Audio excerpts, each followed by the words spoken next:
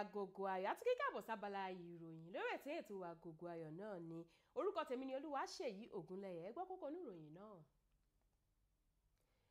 Ẹ dẹ́kun ìwà rada-rada yìí, Gloria Young ló sọ bẹ́ẹ̀. Denrele Edun, Tuface àti Omawunmi kópa nínú eré sinimá. Jazzy ṣí iléeṣẹ́ orin tuntun.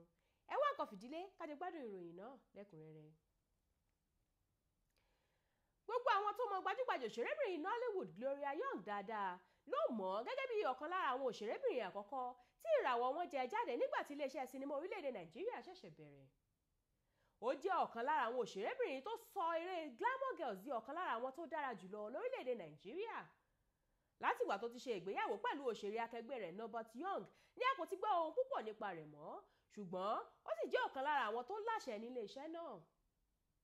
Lẹ́nu lọ́lọ́ yìí ni ó bu ẹnu ẹ̀tẹ́ lu ìwà ìbàjẹ́ tó gbilẹ̀ kan láàrin àwọn òṣèrébìnrin láti máa ṣeré ní òwò ọmọlúàbí.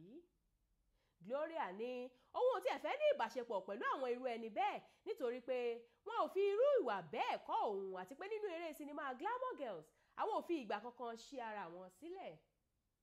Ó wá sọ òkò ọ̀rọ̀ sí irú àwọn òṣèré bẹ́ẹ̀ ó sì fi yé wọn wípé ìwà rádàràdà tí kò buyì kún ènìyàn ní ìwà náà kò sì lè jẹ́ kí wọ́n rí àtẹ́wọ́gbà kankan bó ti wù kó kéré mọ́.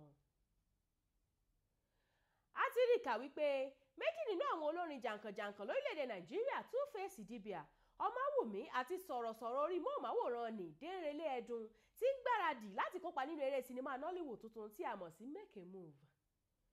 Òṣèrébìnrin tó tayọ níbi ayẹyẹ African Magic Viewers Choice Awards AMVCA Ivie Okujaye ló ṣe àkóso eré náà tó kún fún ọ̀pọ̀lọpọ̀ ijó. Níyì Akínmọ́láyọ̀ ni adarí rẹ̀ nígbà tí iléeṣẹ́ Amstel Motor Box Office ṣe agbátẹrù rẹ̀.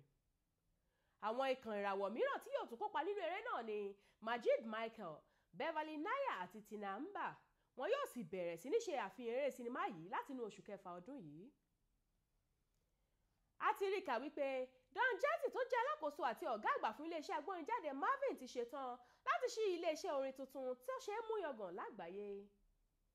Ìwádìí fi hàn wípé iléeṣẹ́ náà tó wà ní agbègbè Lẹ́kì ìpínlẹ̀ Èkó yóò túbọ̀ mú ìpinnu rẹ̀ láti máa bá àwọn olórin kéékèèké tó ṣẹ̀ṣẹ̀ ń dìde lórílẹ̀‐èdè Nàìjíríà ṣe orin tó gbayì lágbàáyé.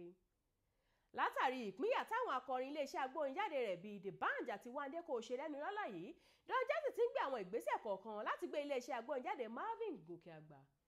Èyí ni òpin ìròyìn fún tòní, ẹ tún gbọ́ kókónú rẹ̀ lẹ́ẹ̀kan sí i.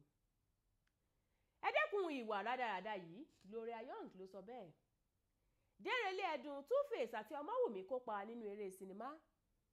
Jazzy ṣí iléeṣẹ́ orin tuntun. Àìjú bẹ́ẹ̀ lọ lórí abala ìròyìn lórí ètò Agogo Ayo fún tòní. Ètò ṣì ń tẹ̀síwájú, ẹ máa bá wa kálọ. Ètò yìí ló ń rán wa létí èdè àtàṣà wa tó ṣe kókó.